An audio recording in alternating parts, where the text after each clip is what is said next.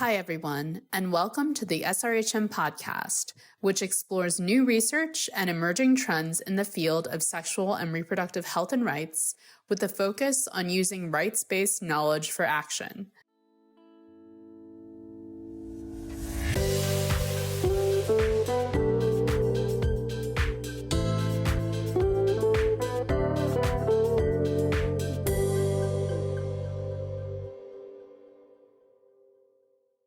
Welcome to the Sexual and Reproductive Health Matters podcast. I'm Esther Kismödi, Chief Executive of SRHM. Today, I'm delighted to be joined by Subha Vijay Sirivardena and Susanna Fried, co-directors of Justice Futures Collaborative, to discuss their new campaign, Justice Beyond Jails. Welcome, Subha and Susanna. Lovely to be here. This is really a very important global initiative that invites us to rethink dominant approaches to justice, accountability, and responses to gender-based violence, moving us beyond the narrow reliance on policing prosecutions and incarceration and asking questions to think about how all of this works, and opening broader conversations about more effective, rights-based and community-grounded forms of accountability. It's really, truly a very interesting and important initiative. And thank you so much, Subha and Susanna, for being here. So, Subha, can you start us off, please? And before talking specifically about the campaign, can I ask with a broader question, why focus on criminalization? And why has criminalization become such a central issue in feminist and human rights work today, particularly in this case in response to gender-based violence and in broader struggles for justice and accountability? Thanks so much, Esther, and thanks SRHM for having us to have this really important conversation. Why criminalization? To us, it was, as the Just Futures Collaborative team is a team of 3 feminists from different regions of the world, different types of feminist activism. But we all 3 came to founding Just Futures Collaborative because we had in our own sort of pathways of doing feminist activism and research for a long time, realized that one of the sort of central issues that the feminist movement perhaps was not grappling enough with was our role in kind of furthering systems for criminalization that, many of us shared a concern were actually permitting authoritarian practices, were permitting the violation of human rights, permitting the erosion of human dignity and participation of various groups across the world. And still, this is one of the issues that we didn't feel like we had enough spaces in which to really sit and talk with each other in an honest and candid way without being judged, without feeling like we were siding with, the wrong people, etc. So that's why criminalization for us, we believe it's an issue that really connects all of us, that we are all impacted by, no matter what issue you're working on or where in the world you're sitting and living and working in. So it's also pragmatic and political both. It's pragmatic in the sense that we do feel it is a very it can be a unifying issue. It can bring a lot of us together, and political because we felt like it was time. We did our role to carve out some space in which we could have candid reflection that would allow us to do our work better.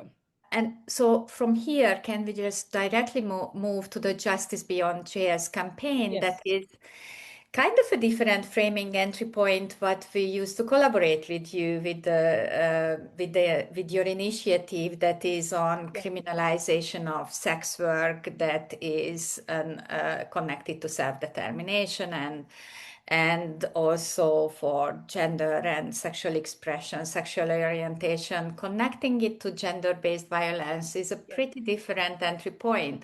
Can you tell more about this campaign and also why the political moment now to launch it? Yes. So great question. Why GBV, right? We're not really just a GBV organization, as you rightly mentioned, Esther. We are a feminist initiative that looks at criminalization across many issues and across regions. So why GBV? It was really, important for us to have a clear rationale about why, so, why we choose to focus on any issue and not another at any time. But again, we keep coming back to this point of what is our role as feminists? What can we do best?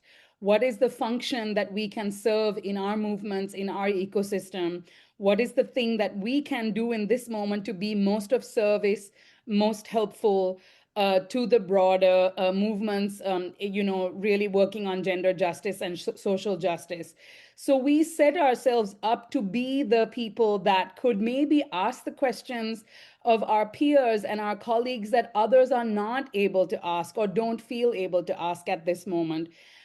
We all are very concerned with GBV, with how states and state actors are increasingly divesting from their whatever existing commitments we had, which were already inadequate. There, even from those inadequate commitments, we see a huge step backwards in terms of ending or even addressing GBV. We see a huge defunding crisis happening across the GBV ecosystem. And yet, many of us are still sort of looking to the same tools and the same strategies that we've been using for the past 30 years, even as GBV itself has become a much more complex, many headed beast, right? And we're also talking about doing GBV activism in this moment, to your question about why this political moment, in a moment of where we are seeing a huge attack on gender equality, gender justice, even the concept of the inclusion of the word gender, the concept of gender in legal and policy settings, in the multilateral space, but also in many country contexts, right? So this is the moment at which one might say this is the moment at which not to rock the boat. Please don't rock the boat. Don't push. But we actually feel that's not the approach we should have. We want to be more bold, and we want to be more courageous because we think ultimately it'll lead to better results. So that's why GBV, and that's why at this moment. Thank you so much, Suba. So, Susanna, I'm turning to you, and if you could tell a little bit more from here, specifically about the conceptualization of the campaign and its main components. And really, I really enjoyed the interactive storytelling tool as a centerpiece for this campaign, reading it, and I had so many comments.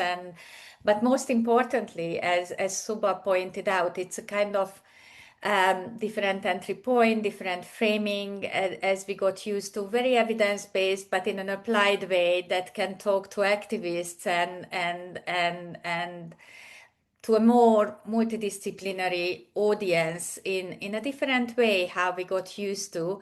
Why it's immediately sparking me that, okay, so many of the messages that are explained in a very simple way is reflecting 30 years of evidence, what works, what doesn't work. So before preempting it, Susanna, over to you. Thanks, Esther. And as Suba said, thanks to Sexual and Reproductive Health Matters for inviting us to have this chat. So, several months ago, not even a year ago, there was a new report that came out from the WHO, the World Health Organization, and it noted that over the past 30 years, and this is 30 years in which we have, in many cases, successfully advocated for gender-based violence to be seen as a crime, to be called unacceptable. It's happened. There are over 1,500 laws punishing GBV across 191 countries. So that's a lot. And yet, even with all of that, there has been only an annual decline of 2% over the past 20 years. So, what that says is something's not working. So I think that was one piece. The piece is that what we're doing isn't working. The second piece was, as Suba said, we feel like it's a time for us to be bold. And what it means to be bold is to call our own communities to a conversation about, in this moment where we are all under such threat, it's really imperative that we do our work as the best we can. And that means asking ourselves questions about what's working and what's not working. And finally, in the lead up to the campaign, we spent a lot of time talking to groups that are doing work on gender-based violence, and somewhat to our surprise, found that virtually all of them agreed that it isn't working. Something under 40% of people who experience domestic violence ever engage with the criminal legal system at all. That's probably a vast overestimation. So if people aren't engaging with the criminal legal system, or if when people engage with the criminal legal system, they find that it either does them no good or does them harm, then we need to really look at why do we continue as we feminists, women's rights, SRHR advocates, why do we continue to call for more and more laws rather than calling for redirecting those resources to where it will really matter? So at communities, helping sustain communities, helping develop alternatives, and and not funneling people into a system that isn't working for them. So that was the genesis, and part of the process was really talking to a lot of organizations to find out what are they thinking, what's working for them. The last thing I wanted to say, and Subha said this, but just to say it again, we see this issue of criminalization, including criminalization of gender-based violence, being weaponized by anti-gender and anti-democracy groups. And, for that reason alone, it's imperative that we look at why are we engaging in a conversation that is getting manipulated, and how do we deal with that manipulation? But we also, we hold ourselves accountable to our own movements, to our feminist movements, to our GBV movements, to our human rights and our movements, and we are accountable to those folks. And so we're raising a question that we think we all need to be talking about. And Susanna, the storytelling tool is a kind of centerpiece of all what you just described. So can you talk about this tool, the storytelling, and also how this storytelling, not only but part of it, and it's also how this tool and how your campaign can be accessible and applicable in different cultural, social, political contexts that you are aiming to address globally. Who is your audience? So about the methodology and audience a bit. So I could talk endlessly about the tool, but I'll keep it short. We love our tool, and we feel very close to the characters in our tool. So they, over the time of putting it You together, have they four kind of characters, right? Or five? we have Four or five? we have four characters right now, and we're adding another four in by mid-May. We'll be launching the next four characters. Can you just Um, talk just a little bit illustratively about the characters?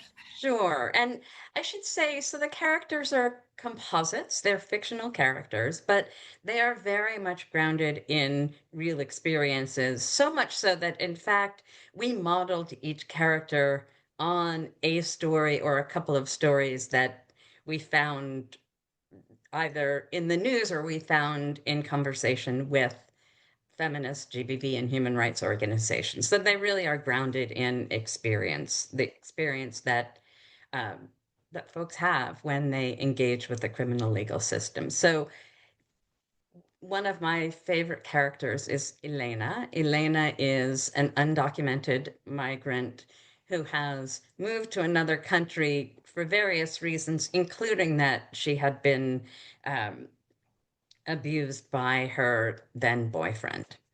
And in the course of her first months in the new country, she realizes that she was working in a bar, realizes that she's not going to make enough money in the bar to repay the loan that she used to move, to pay her sister who's taking care of her children. And so she decides to become a sex worker. For her, it's an affirmative decision. This is how I'm going to make more money. Um, there is a community of sex workers who she engages with who are from her country. And yet, even though she does her best to protect herself, a client refuses to use a condom, rapes her. The result is that she contracts HIV and she also becomes pregnant. In the story, at that point, she has a series of choices that she has to make about now what does she do? Where does she go? Does she engage with the criminal legal system? Does she not engage with the criminal legal system? But what options does that leave her? And all along, she lives in fear of being deported. So, in the story, and in all the stories, you enter the story as that person. You are confronted with decisions that person has to make. And once you make a particular decision, you're on a path that decision leads you to. And interestingly, when we were testing the tool, a couple of people said to us, well, I didn't like that. I wanted to be able to go back. And our response was, but in real life, you can't go back. In real life, you've made that decision, and now you have to deal with the implications of that I decision. wanted to So, go back too, and then I couldn't. yeah, It's sure, very sure. important. We all want to go back, right? But the reality is that you can't.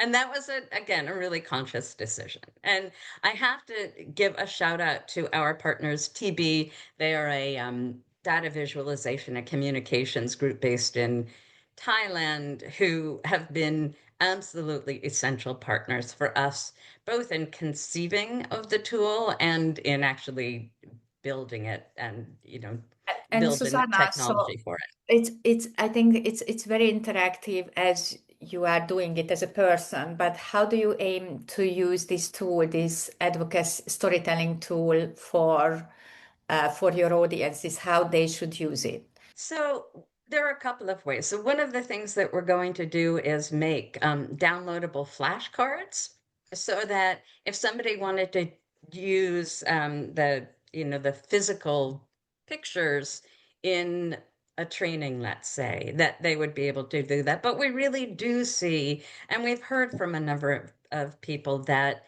they see the tool as something that they could actually use in a training or in a class or in a workshop. Um, and we're trying to make sure that it allows for people to download, let's say, the just one character story. So if they are living in a country where there is a debate around laws criminalizing same-sex sexuality, we actually have one of the news stories is a story of uh, one young man and a non-binary person who are grappling with what it means to be uh, attracted to each other and engaging sexually in a context where what they're doing is under threat and puts them at risk of engaging very negatively with the criminal legal system. So, or sex worker groups or migrant rights groups might just want to download Elena and use Elena's story either the online version or the flashcards to do advocacy around that experience, because I think that it's a really good advocacy tool in that it puts you in somebody else's shoes, Yeah. and it forces you to really think about the implications of those experiences and the ways in which the criminal legal system really doesn't help at all. One of our other characters, Kiri, who is being abused by her husband and fights back at the very moment that the police arrive and ends up arrested for being the abuser. Again, an experience we heard people talk about over and over and over again. It's even, there's become a word for it, criminalized survivors. So Yeah. we really do believe that when you engage with the tool, you get a really different kind of understanding of what's working and what's not working and why we need to really shift the way we do GBV work in our Yeah. communities, in our countries, and globally. Yeah, I mean, it's my personal opinion that I think it's not only really that that the criminal system doesn't work, but how it doesn't work, right? It's also point there that it's not necessarily about whether the criminal sanction or the criminal system is the right way to go, but it's also point to very nuances that how is it actually not working and why, and where a person whom you identify with in the story, how the person is ending up in different situations, and those who are listening, it's available on the Just Future Initiative website, but also there will be a link to this podcast to read the stories, engage with the stories, and with the tools that the stories are ending up with of providing. Suba, it's just going back from the specificities of the conceptualization and the tools. It's a very highly collaborative, both of you pointed out, is a very collaborative initiative. How these partnerships work out, who your partners are, and how these partnerships are shaping the vision and delivery of this campaign, and what it means for a cross-movement collaboration exactly. Yeah, absolutely. I think, the core of our work is to encourage and nurture collaboration. So we do that both in our own ways of working as well as in how we do what we do in terms of our programs. But, it's also very central to how we work. We're called Just Futures Collaborative, and collaboration is very much at the heart of how we do our own work. We don't do anything on our own because we think it's always richer, and we're going to get to a much richer result if we work together with other folks, other organizations, other collectives that not just bring diverse viewpoints in terms of their own experiences, but also really bring diverse ideas and practices into the picture. People are also doing things in very different ways. And we want to be able to tap all of those different methods and sort of types of ways in which people are working. So first, I think the sort of biggest collaboration right at the beginning was that we spoke with many people on our steering committee right at the start, right at the conceptualization phase, to sense check things with them. We had incredible conversations with lots of folks on our steering committee that were very challenging, Who meaning are in yours? challenging. Just illustratively, who are in your steering We committee? have this wonderful 15-person steering committee. At the time, we spoke with Sibongile, who is really a well-known, highly respected litigator, a feminist litigator in the African context. We spoke with Ambika, who's a feminist human rights lawyer and anti-carceral kind of feminist in the South Asian context. We spoke with Agnieszka, who is a disability justice, queer feminist disability justice activist, etc. So we had really rich conversations with them. They really pushed us to think very critically about what we were proposing. And we really had to, we came away with this idea that we had to really balance what we wanted to do in terms of being challenging with the campaign, with the fact that we are not trying to invalidate or undervalue what feminists have already achieved in terms of GBV in the past 30 years, right? At no point did we ever think, or do we ever want to say, oh, this is all, it needs to be dismissed, it's not good, it's not working. That's never the point. That's not helpful, and it's not the point. So that was one of the important things we learned from those conversations. But the collaboration that brings the campaign and the tool to life, as Susanna was saying, is really with technologists, illustrators, artists, feminist researchers. All of these types of disciplines and practitioners had to come together to really breathe life into this really kind of rich project. So, and it's really multi-regional as well. As Susanna said, our technologist partners are sitting in Southeast Asia, feminist researcher in South Asia. We've had all of our feminist partner organizations who are partners of the campaign. They're all over the world. So that's been sort of the collaboration that brought the campaign to life. A word about the cross movement. Yes. May I just jump in for 1 second to say, because I should have said this at the beginning, that we have 4 campaign collaborators who have been, as Suba was describing, very involved in helping shape the campaign. And that's the Athena Network, the International Planned Parenthood Federation, International Women's Rights Action Watch Asia Pacific, and our newest collaborator is AWID, the Association for Women's Rights and Development. Suba, back to the cross movement. Yeah, absolutely. I think the richest kind of cross movement engagement once again came from our conversations with our steering committee, but also from our collaborators, right? Our partners, TB, who are a collective of mostly Myanmari exilee human rights activists, journalists that are living in exile, that started their work by really documenting the genocide that was happening in Myanmar, the abductions, the disappearances, the state terror. And they use technology and data journalism to kind of bring these stories to life. That's how they sort of really broke through, I think, in the scene. And so when we started talking with them, we saw immediate alignment.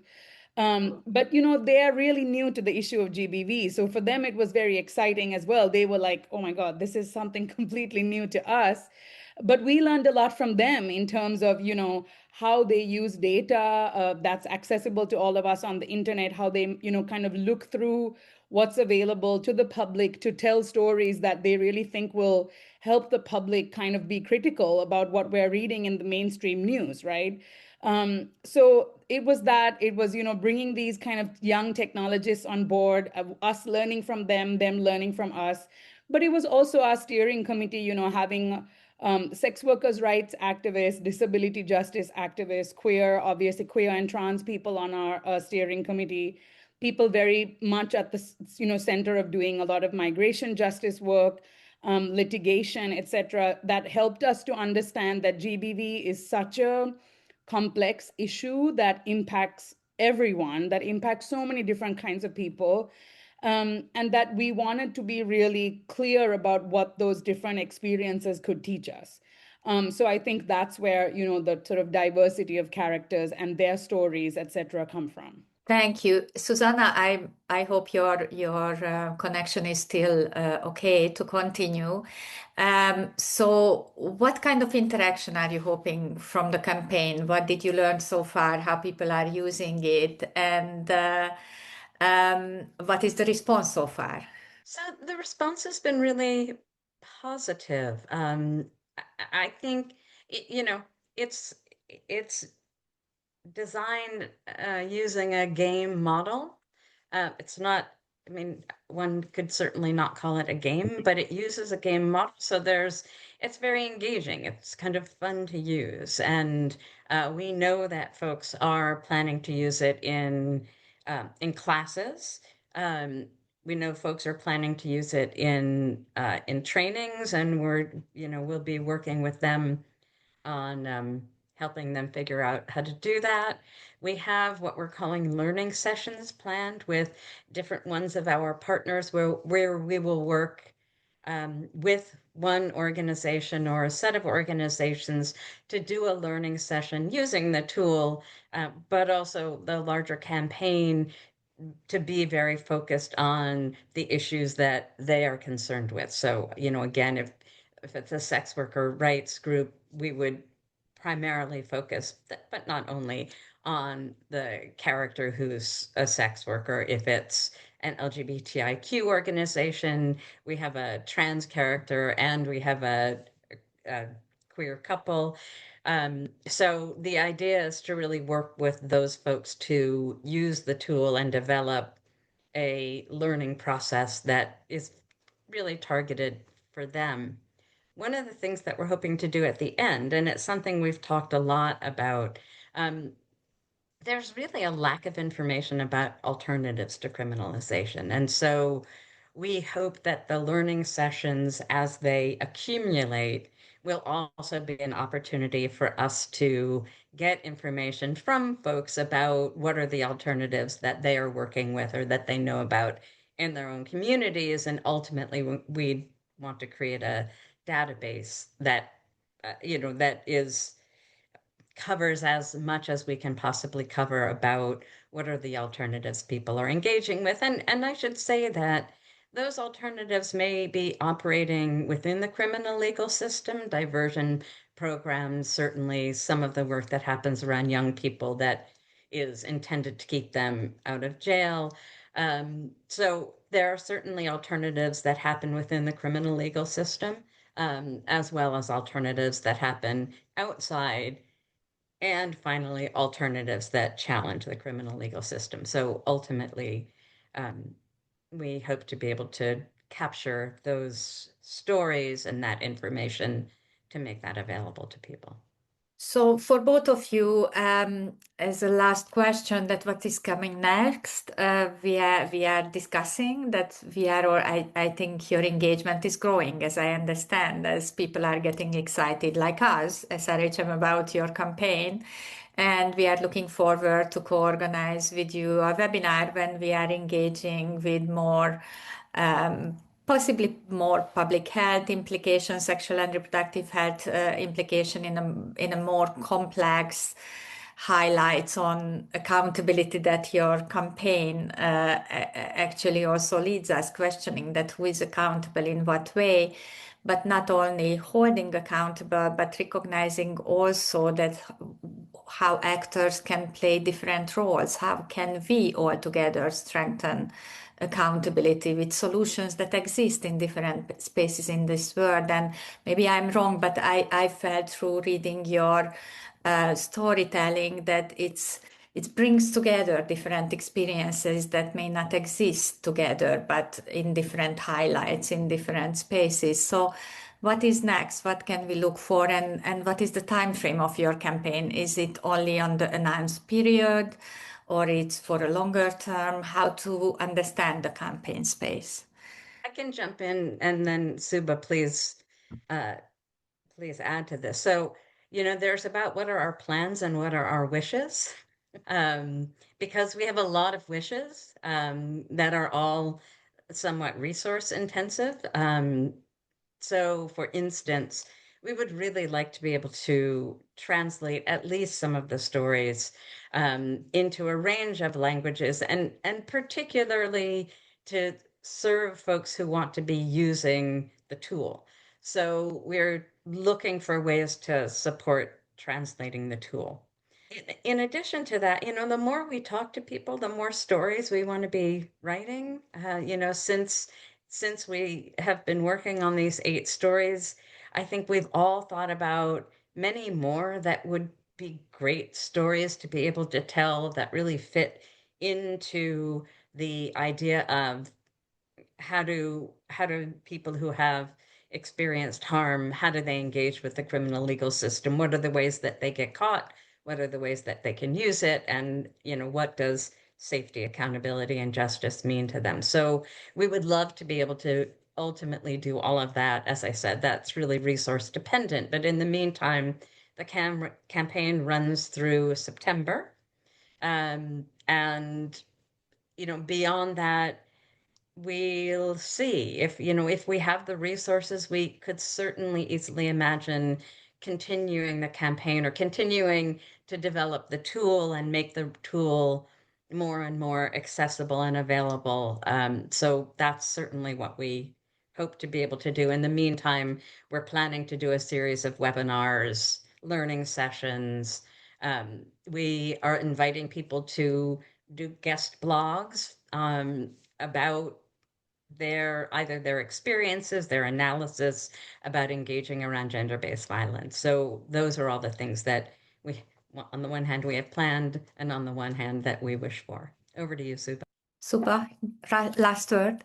Yeah, I think the last word is that obviously, the question of what's the long-term, project and what's our long-term contribution. We absolutely, the campaign is not a strand of activity. It's embedded within a whole year of programming that's focused on gender-based violence. Actually, we're doing, kind of discussions with practitioners, trying to come up with different types of shared reflections and shared learning that we can offer the broader ecosystem, etc.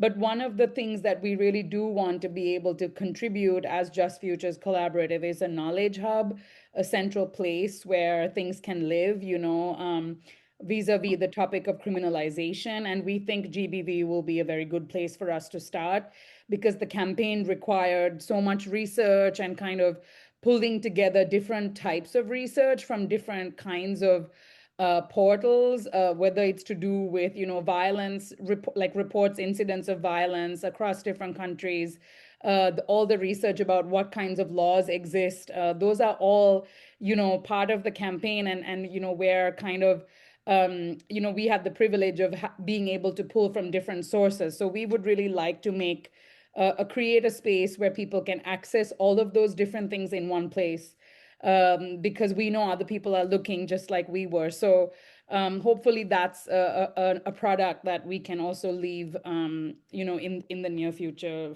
for other folks to use. And I hope that this research piece and the documenting of the evidence from the communities and what works, how it works, can also connect the campaign to the SRHM journal, because we are planning to introduce a new form of article that is called practice article, that is exactly documenting the community voices as evidence. So I'm really hoping that our editorial team, our open issue and special issues can connect the campaign to the evidence base, because so often for all actions we need the evidence, and very often the community voices and the voices who has the experience, what works, how works, is not considered as an evidence. So we are hoping to collaborate with you and your collaborators stronger on strengthening the evidence through your campaign as well. And those who are listening, please look for the webinar that we are planning to organize in the next couple of weeks, that will be announced both on the SRHM and the Just Futures Collaborative website. Thank you so much, Suba and Susanna, for this very interesting discussion, and congratulations to you and your partners and contributors to the campaign, and looking forward to further engagement together. Thank you very much. Thank you.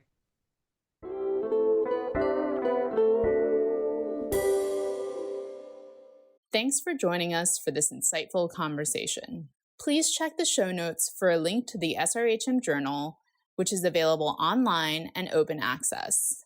Follow us on social media and sign up for our newsletter to receive notifications for new publications. If you're enjoying this podcast, please subscribe, give us a rating, or leave a review. Sharing evidence-based and rights-grounded knowledge is our passion, and it's also critical to support the advocacy and actions that need to be taken to improve SRHR for all. We would very much appreciate it. Thank you for supporting the SRHM podcast, which is produced by our staff. The music was composed by Tiber Christian and Salomon Beautond.